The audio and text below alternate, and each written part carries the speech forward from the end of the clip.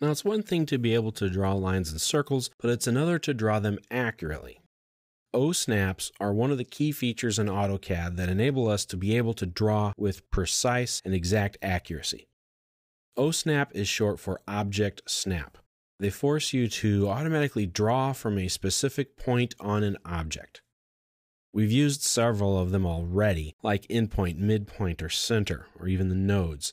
But I just want to make sure that you get an introduction to them, as well as some of the other methods of drafting that we have.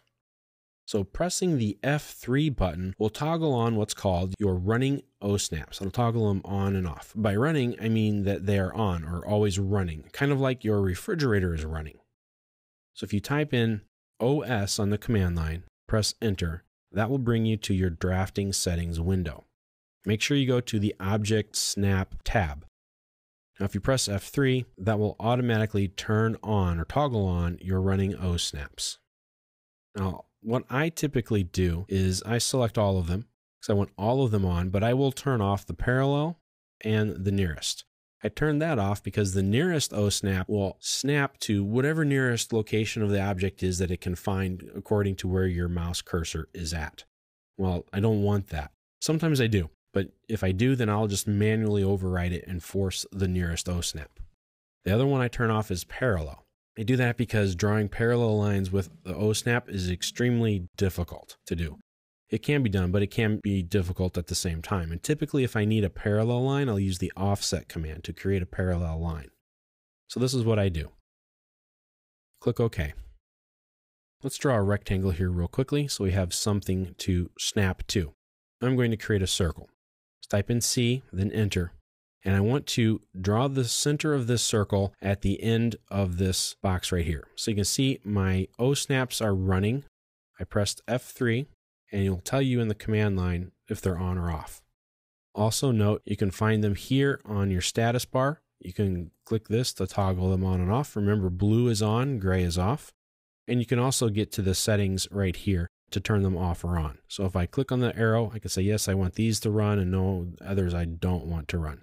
Or you can get to your object snap settings by clicking on there as well. So I've clicked here for my center point. So now I'm going to draw my circle to the midpoint of that line. It was very quick, very easy. I drew exactly what I wanted to do and at an exact location without having to do anything else. That's what O-snaps will give you, and that's what running O-snaps will give you. So let's draw a circle again, similarly on this side. But let's say I want something a little different. If I right-click and hold for my shortcut menu, I can get to all of my O-snaps right here. These are my snap overrides. Any one of these that I pick, let's say endpoint, will automatically override all of my running O-snaps. So regardless of what I have turned on or off, when I pick that from my menu, or if I manually type in the specific O-snap I want, that's the only one that's going to work. So now I can't go to my midpoint, I can't go to the center, I can't go to a tangent or anything. I can only go to an endpoint. Let's take a look at what all of the O-snap options are. So I have endpoint. And if you don't remember what they do, just open this up, move your mouse over, and the tooltip will come up and it will show you what that object snap will do. So this is an endpoint. It snaps to the end of a line or an arc or polyline, etc. The midpoint will snap to the middle portion, the exact middle of an object. Center will take you to the center of a circle, an arc, or an ellipse. The node will take you to a point object. A couple of typical ones will be the points, or it will be the definition point of a dimension. A definition point of a dimension is the point that is being dimensioned from. It puts a little node there, and you can snap to that. The quadrant will take you to the quadrant of an arc or circle or ellipse. Let me show you what that one looks like. So I want to draw a line from the quadrant of this circle right here. It gives you a little diamond glyph. Each one of these O-snaps has its own looking glyph. Eventually, once you use them a lot, you will get to recognize them and know what they are automatically.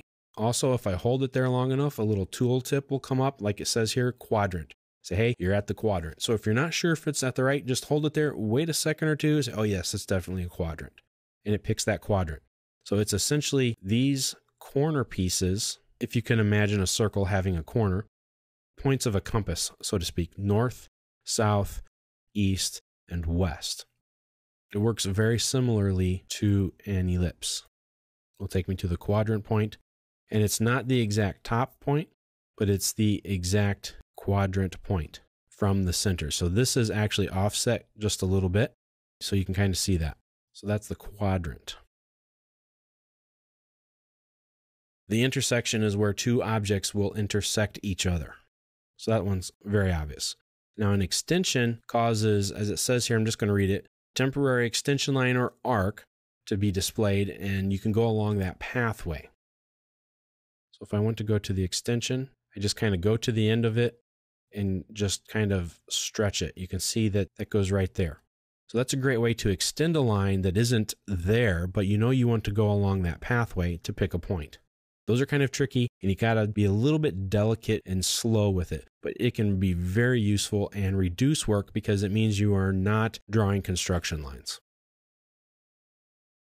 The insertion point works with blocks and other things like that that have a point that defines the main point of that object. Perpendicular, very straightforward here. It will draw your line perpendicular to the selected line. Tangent's very similar. It will draw it tangent to that circle or arc. And the nearest, wherever you're closest to on that object when you pick it, that's where it's going to go to. So let me show you. If I want to draw a line somewhere across here, I don't want the midpoint, I don't want the endpoint. I just need it near, NEA. I just need it to be on this line. And there it is. Apparent intersection, that's where two objects would intersect, but they're not physically drawn there. So maybe the lines or arcs are just a little bit short, but if you continued them on, they would eventually intersect each other, but they really don't. And you can use that to find that point. Parallel, you select an object and then you pick a point and it will automatically draw it parallel to that point as well. Now, if you use these methods of using your running object snaps and then your object snapped overrides, either by manually typing them in or by using your shortcut menu, you'll be able to draw more quickly and more accurately.